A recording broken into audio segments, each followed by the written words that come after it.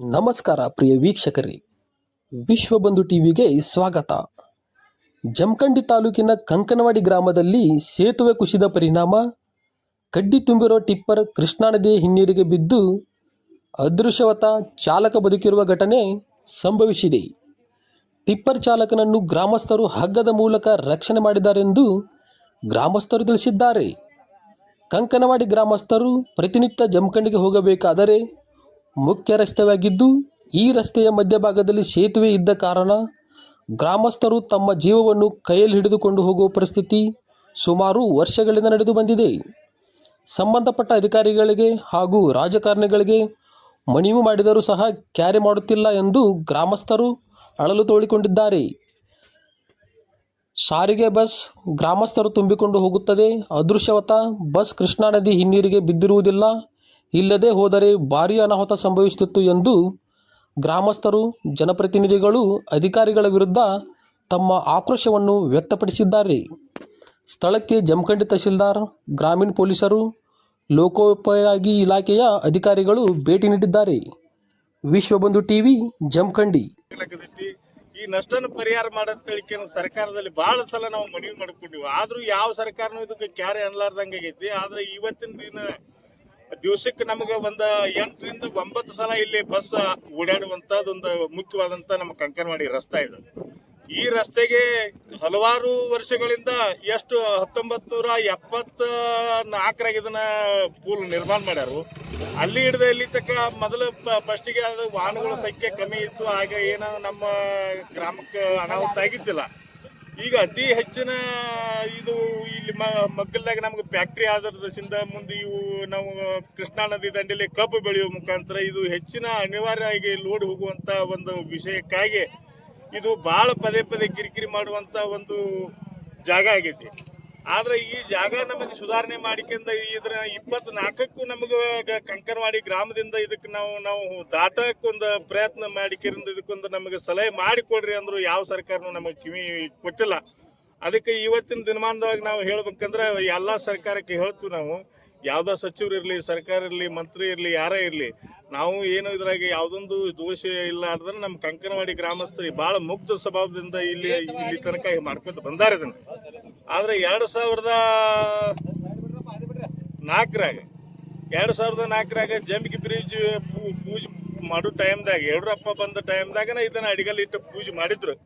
ಅಲ್ಲಿ ಹಿಡಿದು ಇಲ್ಲಿ ತಕ್ಕ ಇದು 24ಕ್ಕೆ ಮುಳುಗಡೆ ಐತಿ, ಈ ಸಂತ್ರಸ್ತರಿಗೆ ಏನು ಅನಿವಾರ್ಯ ಇಲ್ಲ ಅನ್ನುವಂಥದನ್ನ ಈ ಸೈಡ್ ಇದ್ದಂತ ಇಲಾಖೆಗಳು ಇದಕ್ಕೆ ಕಾರಣ ಕೊಟ್ಟಕ್ಕೆ ಇದನ್ನ ಉಳಿಸ್ಕೊತ ಬಂದಾರ. ಅದಕ್ಕೆ ಈಗ ತತ್ಕ್ಷಣ ಎಲ್ಲಾ ಇಲಾಖೆಯವರು ಬಂದಕ್ಕೆಂದು ಇದನ್ನ ತಮ್ಮ ನೇರ ದೃಷ್ಟಿಯಿಂದ ಇದನ್ನ ದೃಶ್ಯ ನೋಡ್ಬೇಕು ಅನ್ನುವಂಥದ್ದು ನಾವು ಬಹಳ ನಿಮಗೆ ವಿವರ ಮಾಡಿ ಹೇಳ್ಬೇಕಾಗ್ತದೆ.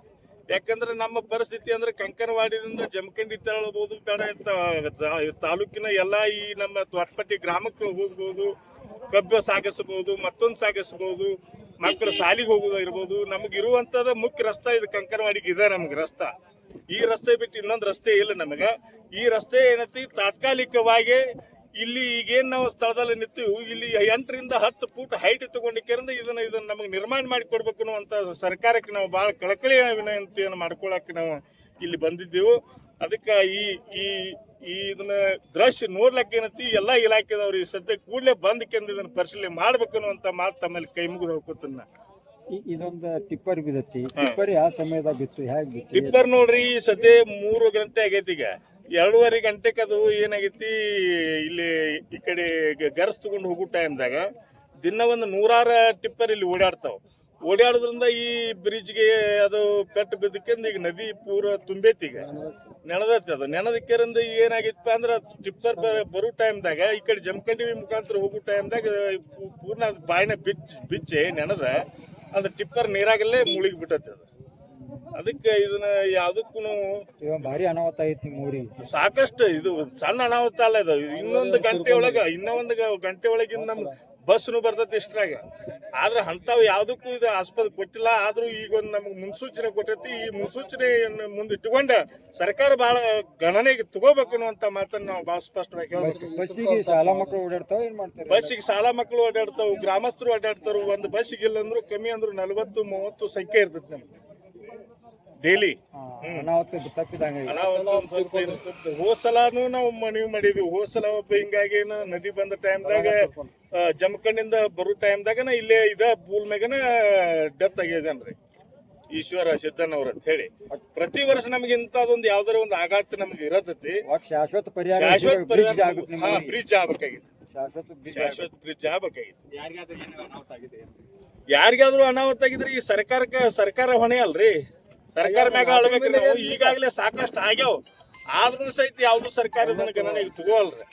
ಆದ್ರೆ ಈ ಸರಿಯಕ್ಕೆ ಹಂಗ ಆಗಬಾರ್ದು ಅನ್ನುವಂಥದ್ದು ಬಹಳ ನಾವು ಹೃದಯಪೂರ್ವಕ ಮನವಿಯನ್ನು ಅವರಲ್ಲಿ ಮಾಡ್ಕೊತೀವಿ. ಸಾರ್ವಜನಿಕರ ಮಾಹಿತಿಯ ಮೇರೆಗೆ ಜಮಖಂಡಿಯಿಂದ ಕಂಕನವಾಡಿಗೆ ಸಾರ್ವಜನಿಕರಿಗೆ ಕಲ್ಪಿಸ್ತಕ್ಕಂತ ರಸ್ತೆ ಈ ಕೃಷ್ಣಾ ನದಿಯ ಹಿನ್ನೀರಿನಿಂದ ಎರಡೂ ಕಡೆ ಕೂಡ ನೀರು ಬಂದಿದ್ದು, ಈ ರಸ್ತೆಯ ಮಾರ್ಗದಲ್ಲಿ ಒಂದು ಟಿಪ್ಪರ್ ಸಾಗ್ತಾ ಇದ್ದು, ಆ ಟಿಪ್ಪರ್ ಈ ರಸ್ತೆ ಕುಸಿಯುವ ಮೂಲಕ ನೀರಿಗೆ ಬಿದ್ದಿದ್ದು ವಾಹನ ಚಾಲಕ ಪ್ರಾಣಾಪಾಯದಿಂದ ಪಾರಾಗಿರ್ತಾರ. ಈಗ ಕೂಡಲೇ ನಾವು ಸ್ಥಳಕ್ಕೆ ಭೇಟಿ ನೀಡಿ ಪೊಲೀಸ್ ಇಲಾಖೆ ಮತ್ತು ಲೋಕೋಪಯೋಗಿ ಇಲಾಖೆ ಇಬ್ಬರು ಅಧಿಕಾರಿಗಳು ಕೂಡ ಈ ಸ್ಥಳದಲ್ಲಿ ಉಪಸ್ಥಿತರಿದ್ದಾರೆ. ಅವರಿಗೆ ಈ ಕೂಡಲೇ ಏನು ದುರಸ್ತಿ ಮಾಡಬೇಕಾಗಿರ್ತಕ್ಕ ರಸ್ತೆಯನ್ನು ಕೂಡ ತಾತ್ಕಾಲಿಕವಾಗಿ ದುರಸ್ತಿ ಮಾಡಲಿಕ್ಕೆ ಈಗಾಗಲೇ ಸೂಚನೆಯನ್ನ ನೀಡಲಾಗಿದೆ. ಜೊತೆಗೆ ಸಾರ್ವಜನಿಕರಿಗೆ ಇದು ಸಂಪರ್ಕ ಕಲ್ಪಿಸ್ತಕ್ಕಂಥ ರಸ್ತೆ ಆಗಿರೋದ್ರಿಂದ ಪೊಲೀಸರಿಗೂ ಕೂಡ ಇಲ್ಲಿ ಬಂದೋಬಸ್ತಿಯನ್ನ ಮಾಡಿ ರಸ್ತೆ ಸಂಪರ್ಕವನ್ನ ಕಡಿತ ಮಾಡಬೇಕು, ಮತ್ತೆ ದುರಸ್ತಿ ಆಗುವವರಿಗೆ ಸಾರ್ವಜನಿಕರು ಕೂಡ ಗ್ರಾಮಸ್ಥರು ಕೂಡ ಸಹಕರಿಸಬೇಕಂತ ಹೇಳಿ ಈ ಮೂಲಕ ನಾ ಕೇಳ್ಕೊಳ್ತಾ ಇದ್ದೀನಿ. ಈಗ ಜಮಖಂಡಿ ಟು ಕಂಕನವಾಡಿ ಗ್ರಾಮಸ್ಥರು ಜಮಖಂಡಿಗೆ ಹೋಗ್ಬೇಕು. ಶಾಲಾ ಶಿಕ್ಷಕರು ಮೊದಲು ಶಾಲಾ ಮಕ್ಕಳು ಸಹ ಜಮಖಂಡಿ ಹೋಗೋದು ಬರಬಾರ್ದು. ನೀವು ರಸ್ತೆಯನ್ನು ತೆಗೆದುಕೊಳಿಸಿದ್ರೆ ಮಕ್ಕಳು ಯಾವ ರೀತಿ ಹೋಗ್ಬೇಕು? ಈಗ ಸದ್ಯದಲ್ಲಿ ಗ್ರಾಮಸ್ಥರ ಮತ್ತು ಪಂಚಾಯತಿಯವರ ಜೊತೆಗೆ ನಾವು ಮಾತಾಡಿದಾಗ ಪರ್ಯಾಯ ರಸ್ತೆ ವ್ಯವಸ್ಥೆ ಇದೆ ಅಂತ ತಿಳಿಸಿರ್ತಾರೆ. ಅದಕ್ಕೆ ಸದ್ಯದ ಮಟ್ಟಿಗೆ ಆ ರಸ್ತೆಯನ್ನ ಬಳಸಿಕೊಳ್ಳಿಕ್ಕೆ ತಿಳಿಸಿದ್ದೇವೆ.